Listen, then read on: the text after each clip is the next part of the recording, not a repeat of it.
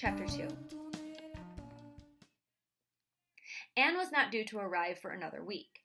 I made the most of those last few days of real holiday. We had rented the villa for 2 months, but I knew that as soon as Anne arrived, complete relaxation would no longer be possible. Anne gave things a certain shape, and words a certain sense that my father and I preferred to disregard. She set the standards for good taste and discretion, and you couldn't help detecting what these were in her sudden withdrawals, her lapses into pained silence, or her use of particular expressions. It was both energizing and exhausting, and ultimately it was humiliating because I sensed that she was right. On the day of her arrival, it was decided that my father and Elsa would go to meet her at the station in Fréjus. I categorically refused to take part in the expedition. In desperation, my father picked all of the gladioli in the garden to be able to present them to her as she got off the train. I merely advised him to not let Elsa carry the bouquet. Once they had gone, at 3 o'clock, I went down to the beach. It was oppressively hot. I stretched out on the sand and fell half asleep, only to be woken by the sound of Cyril's voice. I opened my eyes. In the heat, the sky was a white blur. I made no reply to Cyril. I did not want to talk to him or anyone else. The strength of that summer heat kept me pinioned to the sand with arms that felt heavy and a dry mouth. "Are you dead?" he asked. "From a distance you look abandoned, like a piece of flotsam." I smiled. He sat down beside me and my heart began to beat with a dull thud because in sitting down he had brushed my shoulder with his hand. A dozen times in the previous week, my brilliant maritime maneuvers had thrown us entwined together right into the water without my feeling remotely disturbed. But today, all it took was that heat and my drowsiness and his clumsy movement for something within me to come gently adrift. I turned to face him. He was looking at me. I was beginning to get to know him. He was sensible and more virtuous than perhaps was usual for someone of his age. That was why our family situation, the odd threesome that we formed, was shocking to him.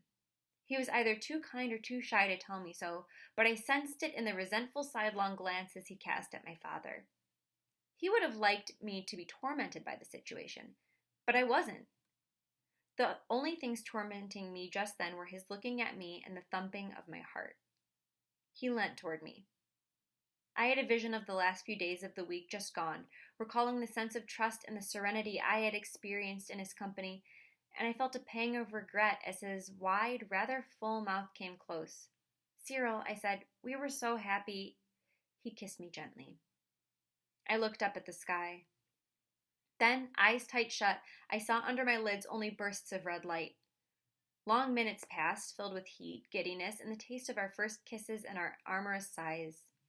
The sound of a car horn caused us to separate as if we were being caught red-handed. I left Cyril without a word and went back up towards the house. I was astonished at the thought of their having gotten back so soon, since Anne's train was not due to have arrived yet. But I found her on the terrace just getting out of her own car. "This is like the House of Sleeping Beauty," she exclaimed. "How brown you are, Cecile. I'm so pleased to see you." "Me too," I said. "But have you just come all the way from Paris?" "I decided to drive here, and now I'm exhausted." I showed her to her room.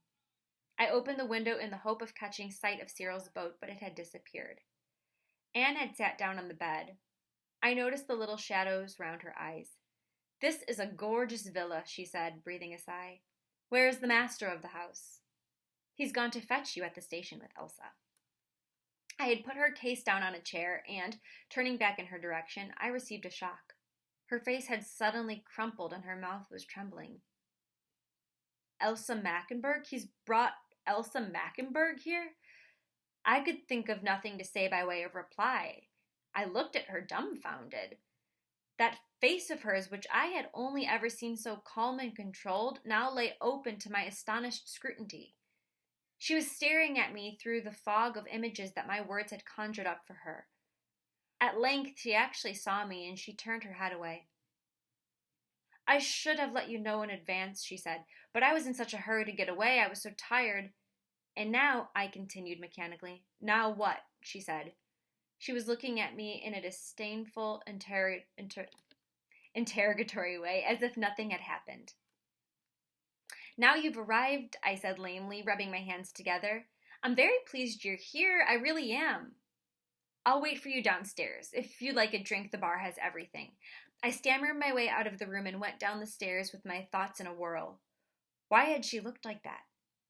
Why that troubled voice and that faltering of hers? I sat down on a recliner and closed my eyes. I tried to remember Anne's many faces, faces that had looked severe or reassuring, that had expressed irony, effortlessness, or authority.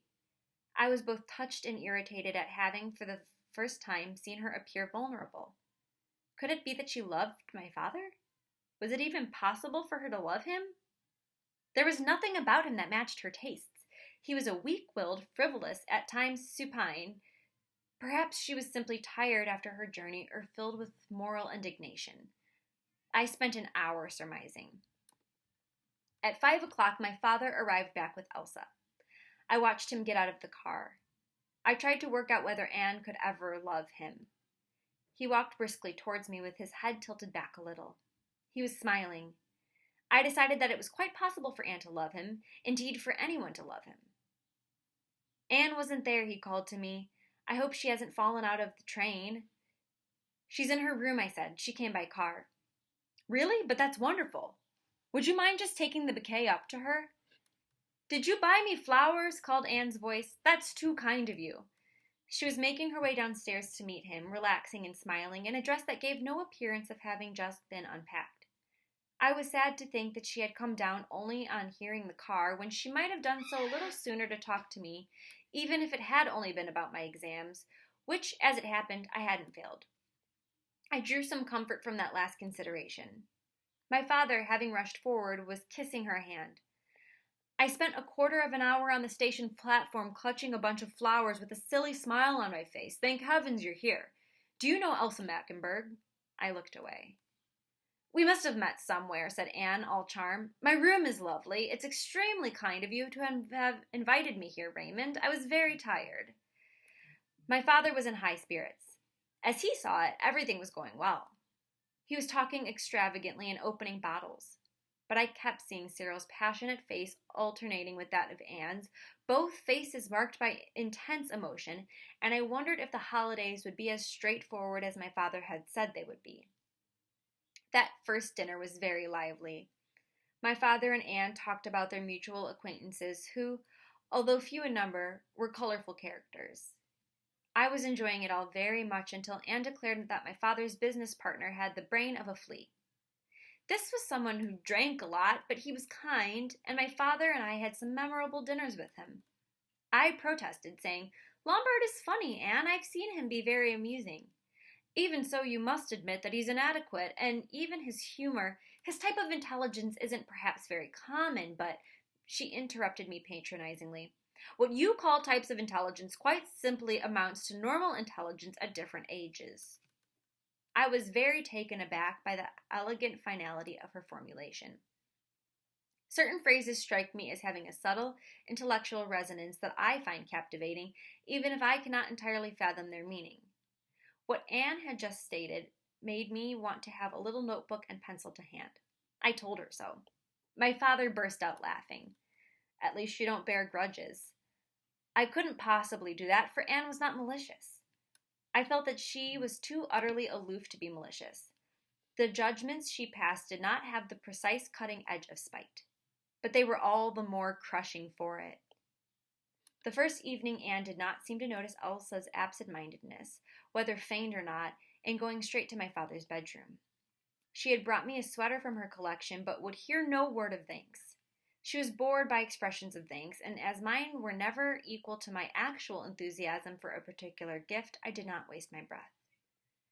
I think Elsa is very sweet, she said, and as I was about to leave. She was looking straight at me without smiling. She was seeking out some thought of mine that she wanted at all costs to eradicate. I was to forget her earlier reaction. Yes, she's, a charming girl, really nice, I stammered. She broke into a laugh, and I went off to bed feeling very irritated. I fell asleep thinking of Cyril, who was perhaps in Cannes dancing with girls who were anything but nice. I realized that I have been forgetting, indeed that I have had to forget, the most important things. the ever-present sea with its incessant rhythm, and the sun. Nor can I bear to recall the 4 linden trees in the courtyard of a provincial boarding school and their scent, or my father's smile as he stood on the station platform 2 years earlier when I left boarding school, a smile of embarrassment because I had plaits and was wearing a horrid dark-colored dress. Then, once we were in the car, there had been his burst of sudden triumphant joy because I had his eyes and his mouth, and because I was going to be, for him, the dearest, most marvelous of toys. I knew nothing, and he was going to show me Paris and introduce me to a life of luxury and indulgence. I do believe that most of the things I took pleasure in during that period simply came down to money. The pleasures of fast driving, of having a new dress, of buying records and books and flowers. I am still not ashamed of enjoying those shallow pleasures, and anyway, I only call them shallow because I've heard people say they are. It would come more naturally to me to regret or disown any distress or fits of mysticism I may have had. My love of pleasure and happiness constitutes the only consistent aspect of my character. Perhaps I haven't read enough. At boarding school, you don't read apart from improving books. In Paris, I didn't have time to read. When my classmates were over, friends would drag me off to the cinema. They were astonished that I didn't know the names of the actors in the films. Or they would whisk me off to sit in the sun on a cafe terrace. I reveled in the pleasures of being part of the crowd and having a drink and being with someone who would look into your eyes and take your hand and then lead you away from that same crowd.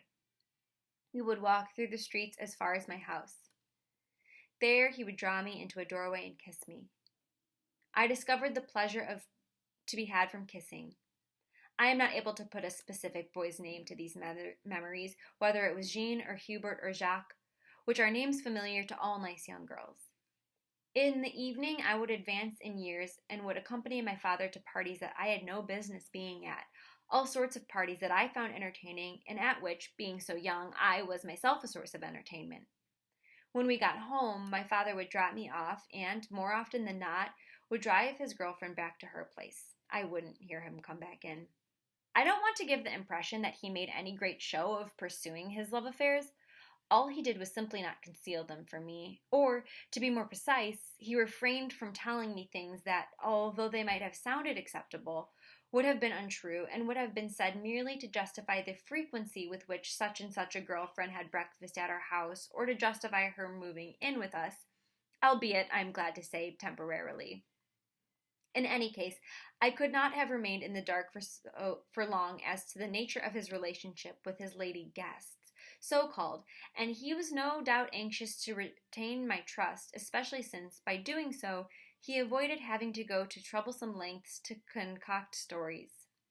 His calculation was excellent.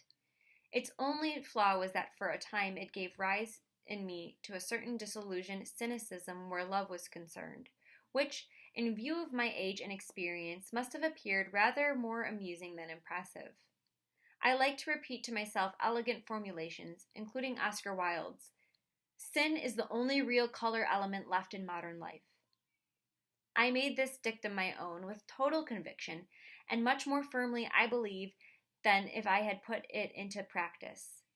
I thought that if my life could be modeled on it, that I could draw inspiration from it, and that it could blossom out from it like a cloud of morality, tail in reverse. I forgot that there are certain times in life when nothing happens and when things don't cohere. I forgot about everyday goodness. Ideally, I envisaged a life of baseness and moral turpitude. That's all for tonight. Thank you.